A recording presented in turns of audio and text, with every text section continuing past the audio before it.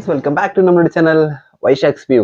So இந்த vlog வந்து என்னன்னு பார்த்தீங்கன்னா, நம்ம வந்து ஒரு 10 டேஸ் முன்னாடி ஒரு இடத்துக்கு போய் ஷூட் பண்ணோம். அது என்னன்னு பார்த்தீங்கன்னா கோடை விழா. சரிங்களா?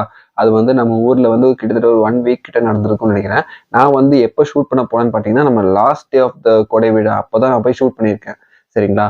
அது என்னன்னு தெரில, நம்ம ஊர்லேயே இருந்து எனக்கே அது தெரிலங்க, இங்கே அந்த மாதிரி நடந்திருக்குன்னு சொல்லிட்டு.